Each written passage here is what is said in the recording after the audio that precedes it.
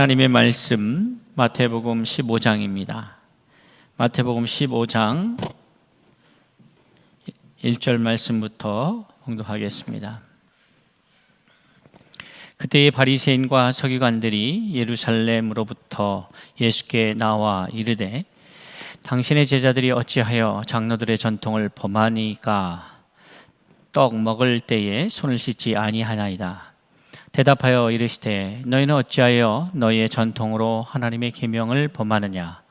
하나님이 이르셨으되 내 부모를 공경하라 하시고 또 아버지나 어머니를 비방하는 자는 반드시 죽임을 당하리라 하셨거늘 너희는 이르되 누구든지 아버지에게나 어머니에게 말하기를 내가 드려 유익하게 할 것이 하나님께 드림이 되었다고 하기만 하면 그 부모를 공경할 것이 없다 하여 너희의 전통으로 하나님의 말씀을 폐하는도다.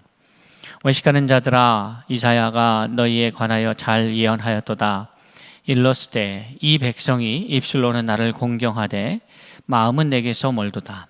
사람의 계명으로 교훈을 삼아 가르치니 나를 헛되이 경배하는도다 하였느니라 하시고 무리를 불러 이르시되 듣고 깨달으라. 입으로 들어가는 것이 사람을 더럽게 하는 것이 아니라 입에서 나오는 것이 그것이 사람을 더럽게 하는 것이니라. 이에 제자들이 나와 이르되 바리새인들이 이 말씀을 듣고 걸림이 된 줄 아시나이까. 예수께서 대답하여 이르시되 심은 것마다 내 하늘 아버지께서 심으시지 않은 것은 뽑힐 것이니 그냥 두라. 그들은 맹인이 되어 맹인을 인도하는 자로다. 만일 맹인이 맹인을 인도하면 둘이 다 구덩이에 빠지리라 하시니 베드로가 대답하여 이르되 이 비유를 우리에게 설명하여 주옵소서. 예수께서 이르시되 너희도 아직까지 깨달음이 없느냐. 입으로 들어가는 모든 것은 배로 들어가서 뒤로 내려지는 줄 알지 못하느냐. 입에서 나오는 것들은 마음에서 나오나니 이것이야말로 사람을 더럽게 하느니라. 마음에서 나오는 것은 악한 생각과 살인과 간음과 음란과 도둑질과 거짓 방언과 비방이니 이런 것들이 사람을 더럽게 하는 것이요 썩 씻지 않은 손으로 먹는 것은 사람을 더럽게 하지 못하느니라. 아멘. 바울 사도는 이 예수 그리스도의 가르침, 예수께서 오늘 다루고 계시는 문제에 대해서 로마서에서 바울 사도의 이해 혹은 또는 자신이 겪으면서 깨닫는 바 된 내용들을 로마서 7장과 8장에서 언급하고 있습니다. 이제 오늘 말씀을 나누면서 그 부분을 함께 나눌 텐데요. 오늘 먼저 이 마태복음 15장의 말씀을 우리가 보면 마태복음 14장이 예수 그리스도가 누구신가에 대한 이야기. 그러니까 예수 그리스도는 세례 요한과 같은 분도 아니고 세례 요한을 구약 시대를 대변하는 어떻게 보면은 모든 예수 이전의 사람 중에 가장 위대한 사람이다라고 예수께서 친히 언급하실 정도로 예수님이 보실 때에도 세례 요한은 위대한 하나님의 사람이었습니다. 그렇지만 그 세례 요한도 예수께서 오신 이후에 예수를 믿고 하나님의 자녀가 된 하나님 나라의 백성들 가운데에 선다면 그는 지극히 작은 자보다도 더 작은 자로 예수께서 우리에게 말씀하고 있습니다. 다시 말해서 마태복음 14장에서 예수가 누구신가에 대한 지난 3시간에 걸친 나눔 속에서 예수는 단순히 세례 요한처럼 이 세상에 등장한 많은 위대한 인물들, 뛰어난 인물들, 그러한 인물 중 한 사람이 아니고 그들과는 비교할 수 없는 전혀 차원이 다른 존재인 것을 세례 요한의 이야기를 통해서 말씀을 하고 있는 것이죠. 그리고 그 예수가 실질적으로 그 다름 세례 요한과 또 과거의 인간의 모습, 죄인의 모습, 뛰어나고 위대한 사람들이지만 그러나 여전히 예수 그리스도를 알지 못하던 시대에 죄인일 수밖에 없었던, 뛰어난 죄인일 수는 있으나, 위대한 죄인일 수는 있으나 의인이지 않았던 그들에게 참 의인의 모습은 어떠한지를 친히 살아내시면서 보여주신 예수는 세례 요한과는 전혀 다른 존재임을 말씀하시면서 오병이어의 역사를 통하여 세상 사람과 어떻게 다른지에 대해서 우리에게 보여주고 계셨습니다. 사람들은 문제를 안고 주님 앞에 찾아옵니다. 많은 사람들이 찾아옵니다. 세상에 속한 사람들은 사람들의 박수를 받고 많은 사람들이 찾아오는 것을 나쁘게 생각하지 않습니다. 오히려 그것을 추구합니다. 많은 사람들 앞에 영웅으로 세워지길 원하고 많은 사람의 주목을 받기를 원하기도 합니다. 물론 성품상 그런 것을 싫어하는 분들도 있지만 그 내면에 자신의 존재가 주목받고 인정받고 높임을 받는 것을 싫어하는 사람은 없을 것입니다. 그런데 예수님은 오히려 많은 사람들이 그를 따를 때에 그것을 통해서 자신을 세워가는 일에 사용하신 것이 아니고 오히려 자신을 따르는 사람들의 필요와 문제를 해결해 주시는 방향으로 그 문제를 처리합니다. 좀 전에 제가 말씀드렸듯이 세상에 속한 사람들은 사람들의 박수를 받는데 그것은 세상의 사람들의 박수를 원하는 것이지 세상 사람들의 필요를 해결해 주겠다는 마음이 아닌 것입니다. 무슨 말씀인가 하면 세상으로부터 높임을 받고는 싶으나 그들의 문제에 연루되어서 피곤하게 그들의 문제를 고민하고 그들의 문제를 같이 부둥켜 안고 고민하고 해결하려고 몸부림치는 사람들은 극히 적다는 말이죠. 그리고 어느 한계까지는 그렇게 할 수 있으나 수많은 사람들이 그 문제를 가지고 달려올 때에 대부분의 사람들은 그 상황으로부터 벗어나려고 하지만 예수님은 그들을 불쌍히 여기셨다라고 마태복음 14장 14절은 우리에게 증거하고 있습니다. 불쌍히 여기는 마음, 이것은 매우 중요한 하나님 나라의 백성의 성품입니다.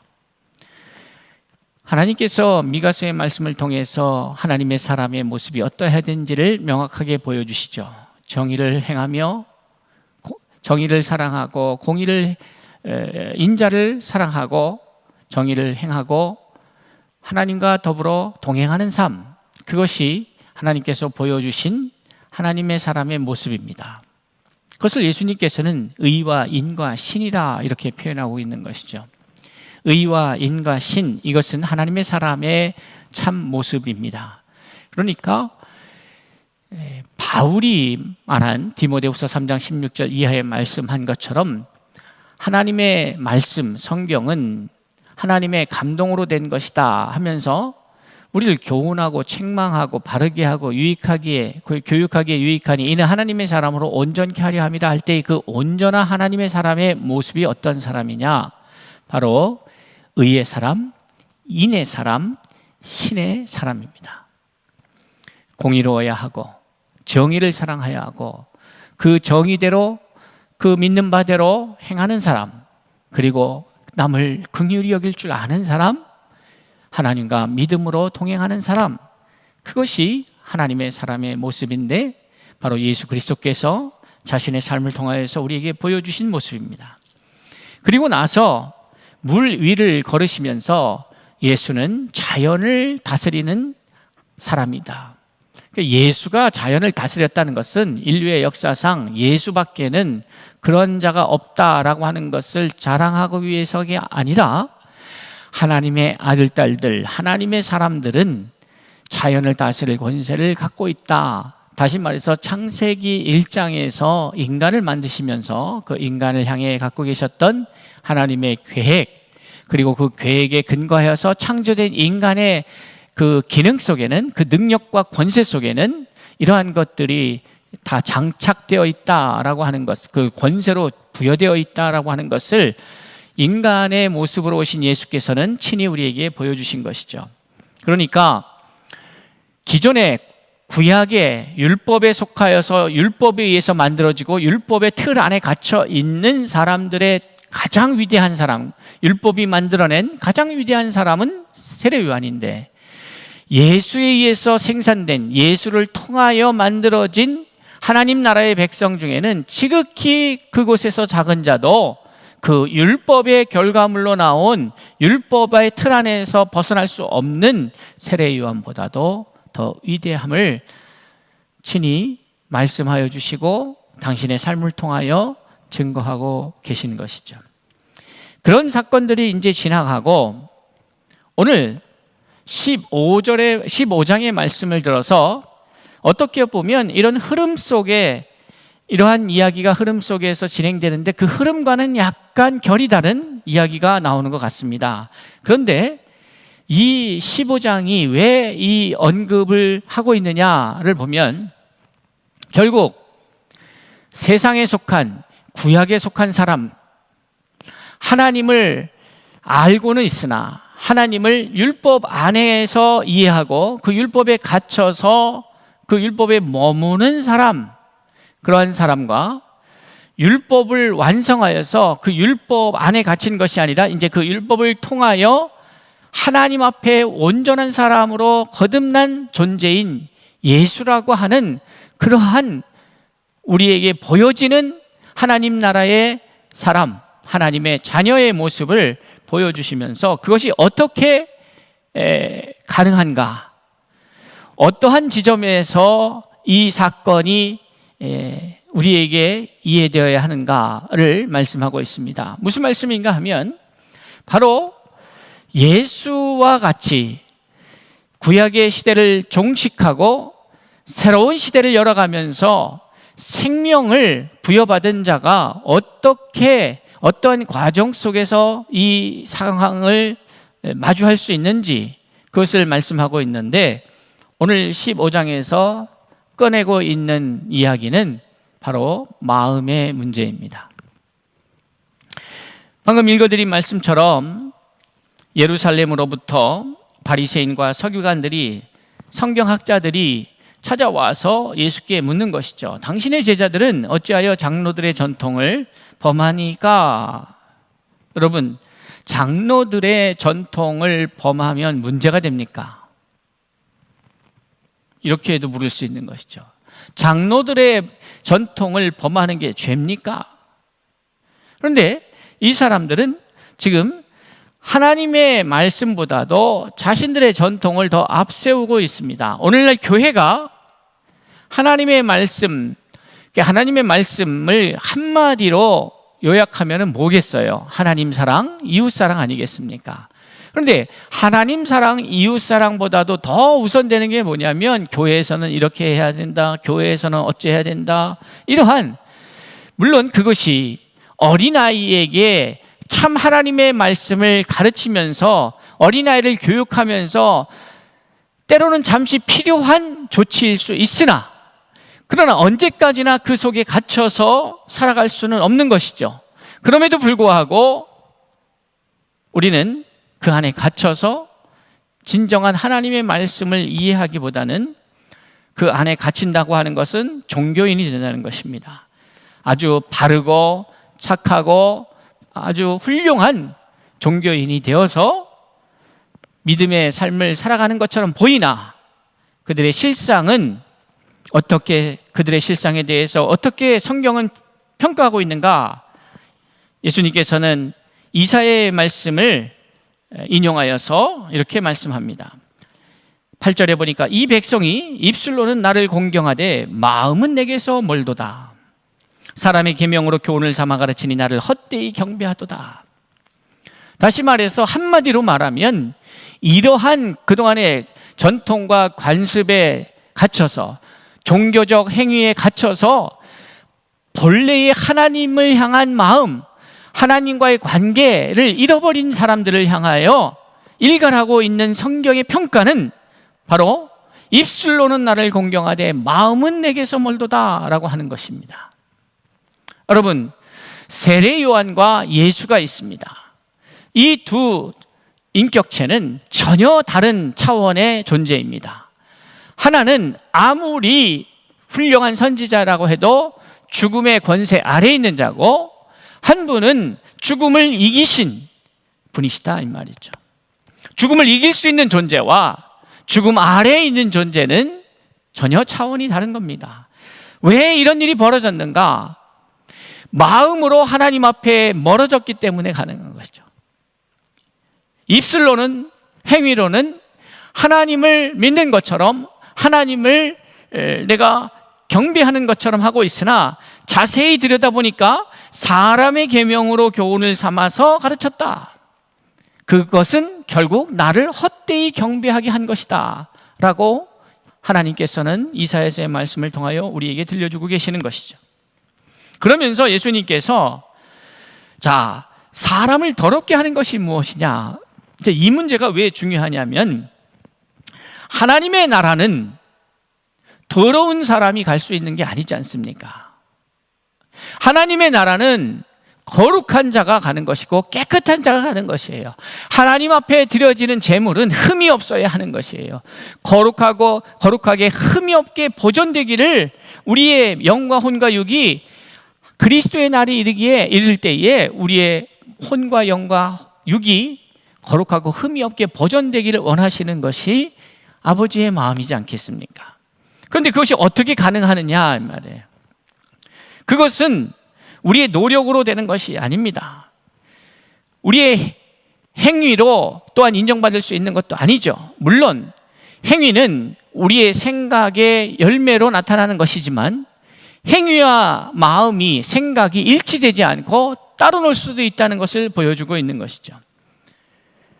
우리를 거룩하고 흠이 없게 보존해야만, 그래야 하나님 나라에 합당한데, 아무리 구약의 율법을 내가 잘 지키고 행한다 할지라도 그 율법으로는 우리를 거룩하게 할 수가 없습니다.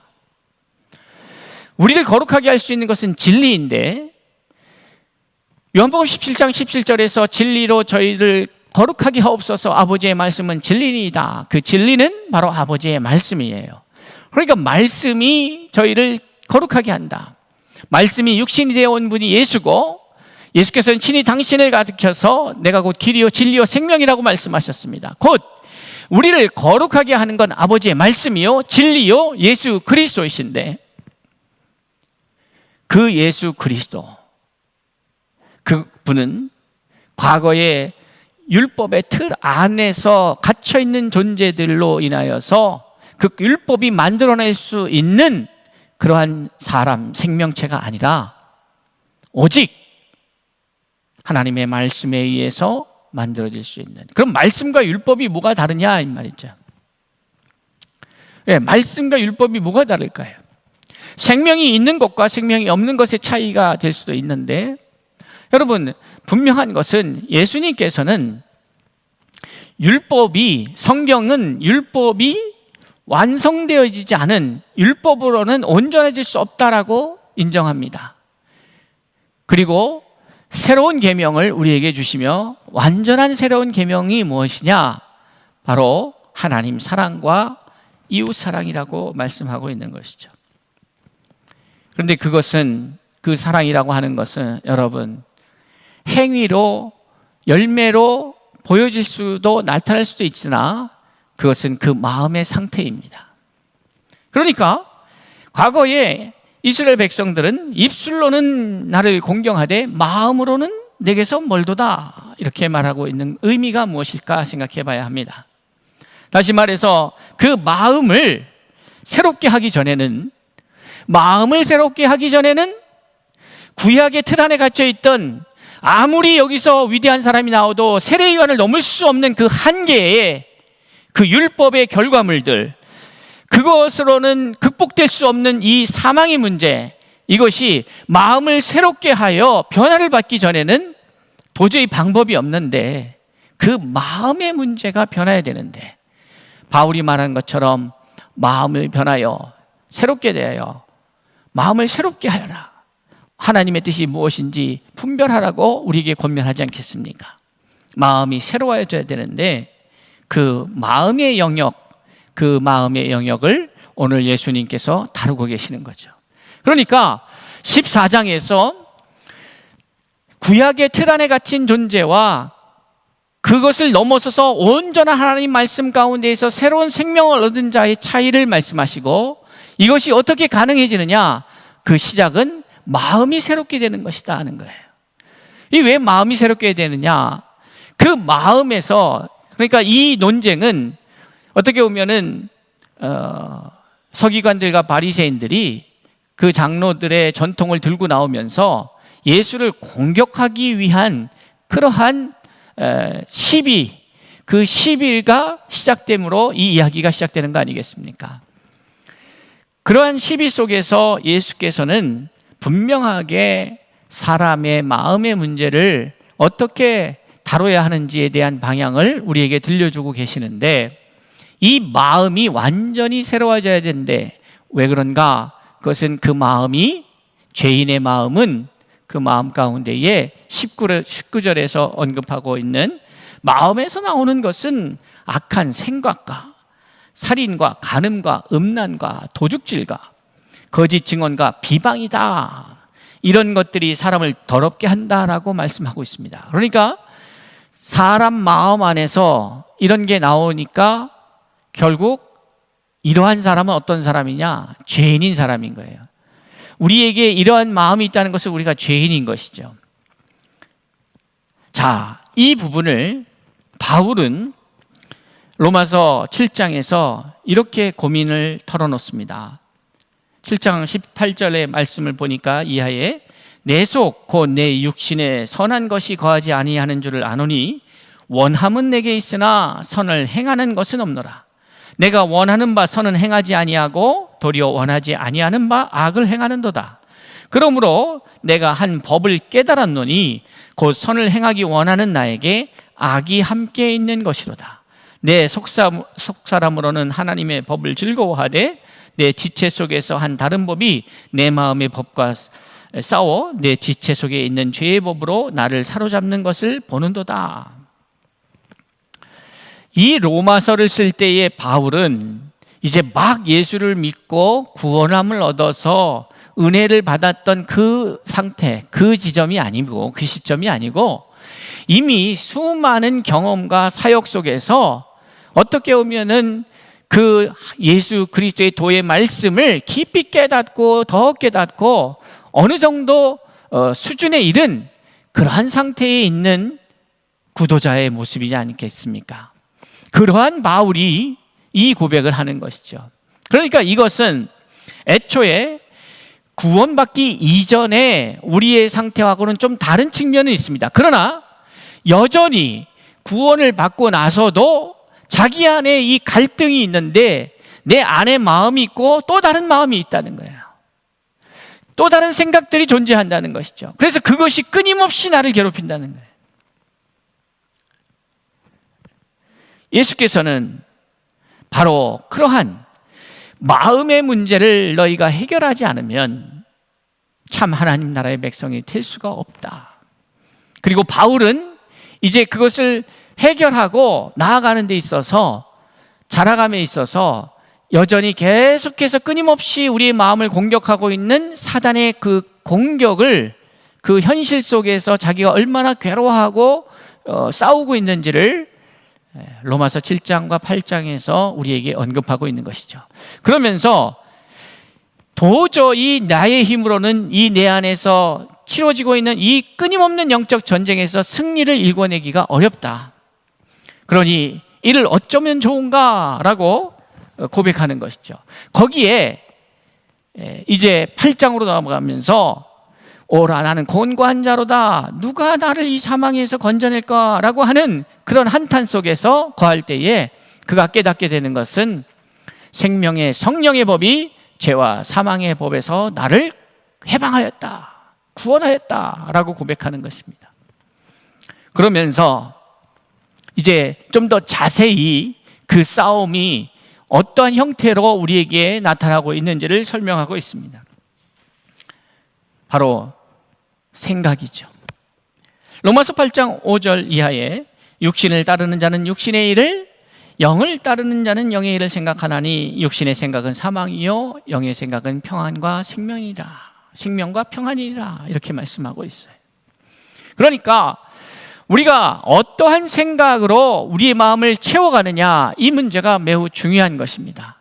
다시 말해서 세례 요한, 여기서 벗어나서 이제 예수에 속한 하나님의 자녀로 가기 위해서는 반드시 이 마음의 문제를 해결해야 되는 거예요.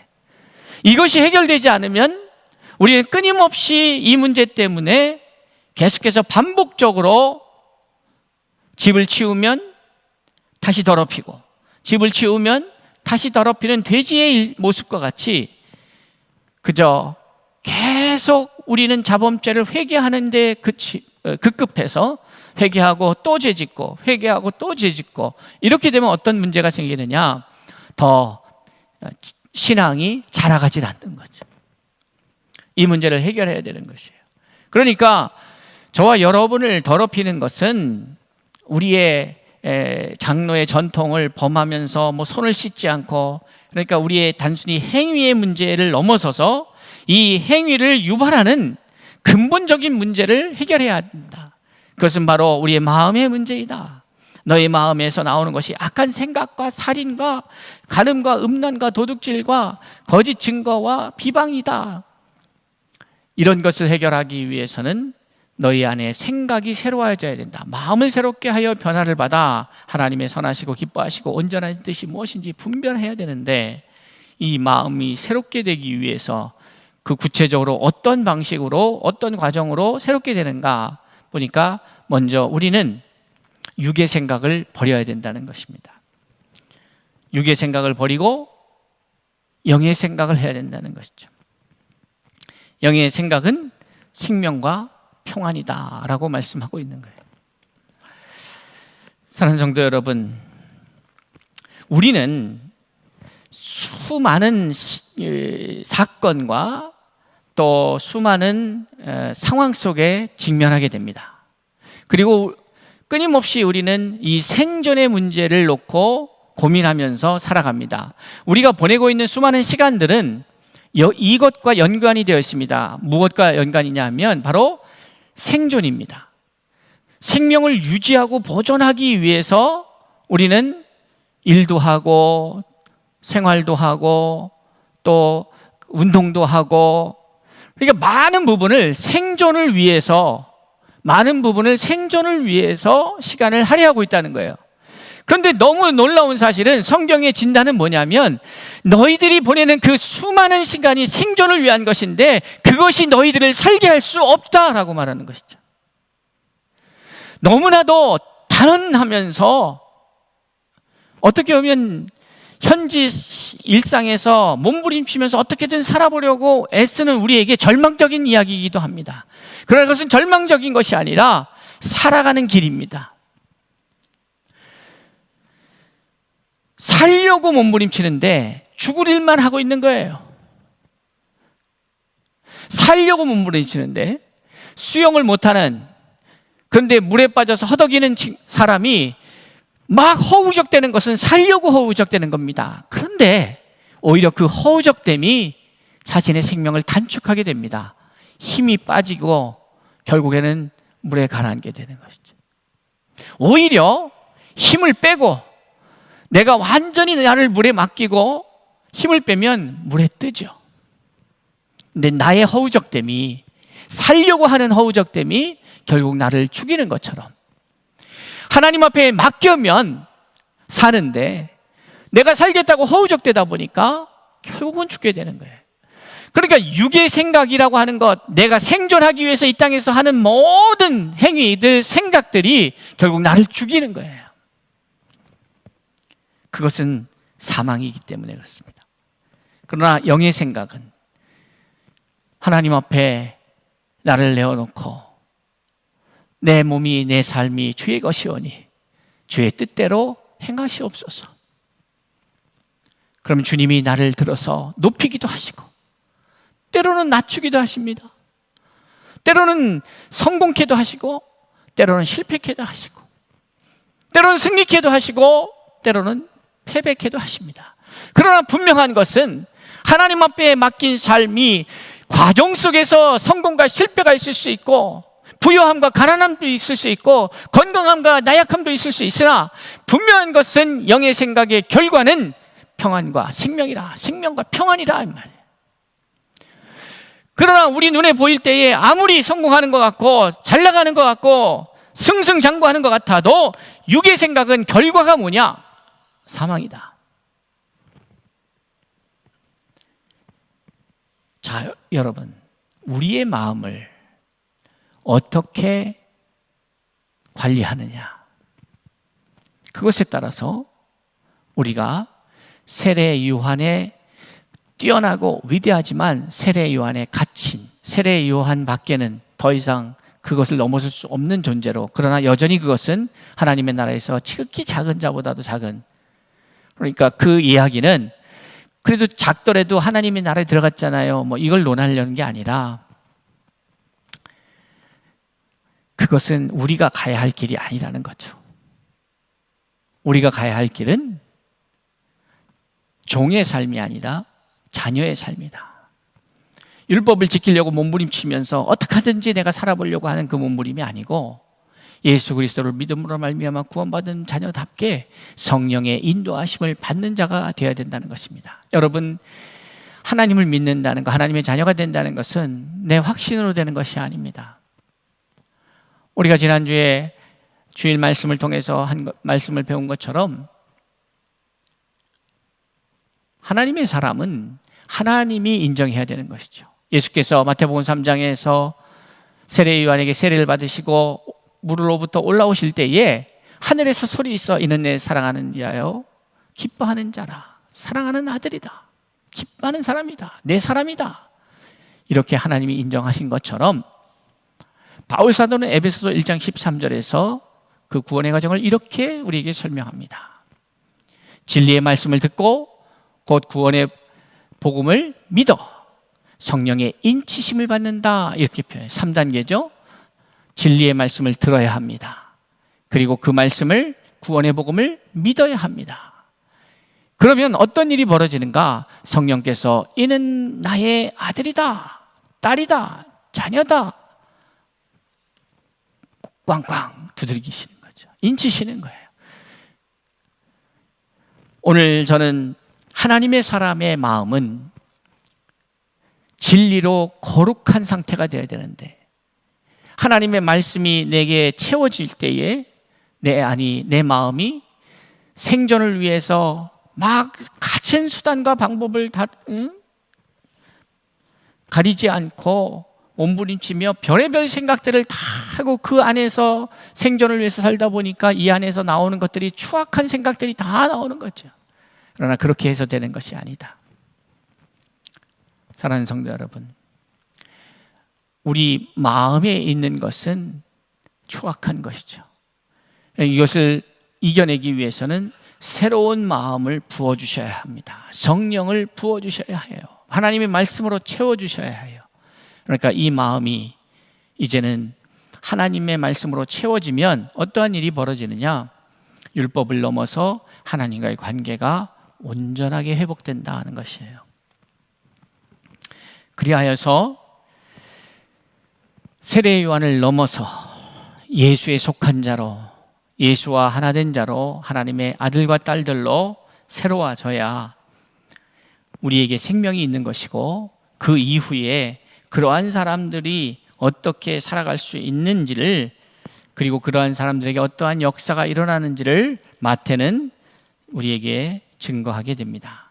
사랑하는 성도 여러분, 우리의 마음 가운데에 이 잡다한 오물과 같은 잡다한 생각들을 우리의 힘으로는 끄집어서 처리할 수가 없습니다. 그러니 하나님의 말씀으로 가득 채워서 하나님의 사람으로서 성령이 충만한 자, 말씀이 충만한 자, 예수로 가득 채워진 그런 하나님의 사람으로, 행위로는, 입술로는 주여 주여 하고 하나님을 예배하고 경배하는 것 같으나, 그러나 마음은 하나님께서 멀어져 있는 자가 아니라 입술로도 마음으로도 하나님을 경배하고 경외하고 공경하는 하나님의 참 사람이 되어서 사망이 아니요 생명과 평안을 누리는 하나님의 자녀, 참 자녀된 삶을 살아내는 저와 여러분이 될 수 있기를 바랍니다. 우리의 마음의 문제가 우리의 열심이나 노력으로 해결되는 것이 아니고 오직 하나님 말씀으로 가득 채워질 때에 가능한 것을 다시 한번 기억하면서 그 마음을 새롭게 하는 저와 여러분이 될 수 있기를 바랍니다. 기도하겠습니다. 아버지 하나님, 감사합니다. 부족하고 연약하지만 우리의 연약함과 부족함이 하나님의 자녀 되는 것에 걸림돌이 아니요, 하나님 아버지의 말씀을 우리 마음 가운데에 품지 않고 하나님을 멀리하기에 자녀될 수 없음을 깨닫게 하여 주셔서 아버지 하나님, 온전히 하나님의 사람으로 날마다 새로워져서 하나님을 영화롭게 하는 믿음의 사람들이 되도록 인도하여 주옵소서.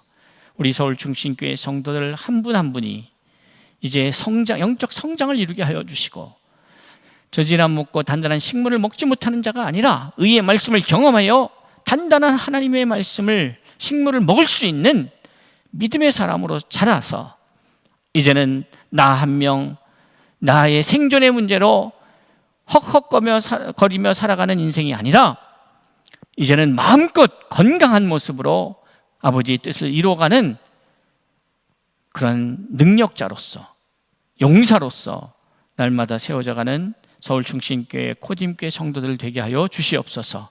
감사드리오며 예수님의 이름으로 기도드리옵나이다. 아멘.